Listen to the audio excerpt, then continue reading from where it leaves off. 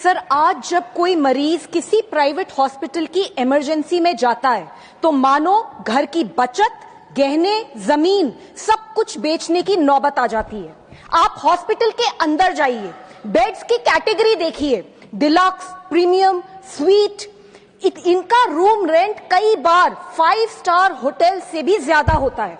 आपसे पहला सवाल पूछा जाता है, इंश्योरेंस है? जैसे ही जवाब हाँ होता है, मीटर चालू हो जाता है। कमरे में पहुंचते ही thermometer, disposable gloves, mask, sanitizer सब कुछ बिल में जोड़ दिया जाता है। हम डॉक्टरों के इलाज पर सवाल नहीं उठा रहे हैं, हमारी जिंदगी बचाते हैं, वो भगवान समान है।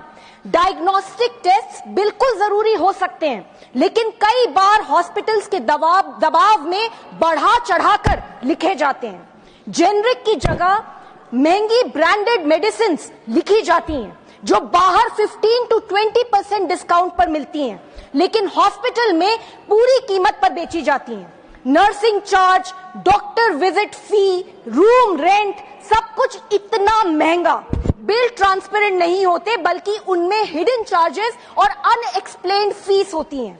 इंश्योरेंस कंपनियां भी इससे अलग नहीं हैं। प्रीमियम इतना बढ़ रहा है कि लोग पॉलिसी लेकर भी छोड़ने पे मजबूर हैं। ऊपर से कंपनीज छोटी छोटी बातों पर क्लेम्स रिजेक्ट कर देती हैं। नतीजा, हर साल लाखों परिवार कर्जे में डूब जाते हैं। सर, इस सेक्टर को रेगुलेट करने के लिए 2010 में क्लिनिकल एस्टैब्लिशमेंट्स एक्ट पास किया गया था, जिसने राज्यों को अधिकार दिया था कि वे मेडिकल प्रोसीजर्स की मैक्सिमम रेट्स तय करें। लेकिन आज भी सिर्फ 12 राज्यों ने इस कानून को अपनाया है। यहां तक कि देश की राजधानी दिल्ली ने भी ये कानून नहीं अपनाया। इसलिए सर, मेरी मांग है, नंबर 1, क्लिनिकल एस्टैब्लिशमेंट्स एक्ट को सभी राज्यों में मैंडेटरी बनाया जाए। 2, इमरजेंसी केयर में कानूनन इलाज पहले, बिल बाद में। 3, हॉस्पिटल्स में ट्रांसपेरेंट एंड रीजनेबल बिलिंग होनी चाहिए। नंबर 4, इंश्योरेंस प्रीमियम हाइक्स पर सख्त निगरानी हो।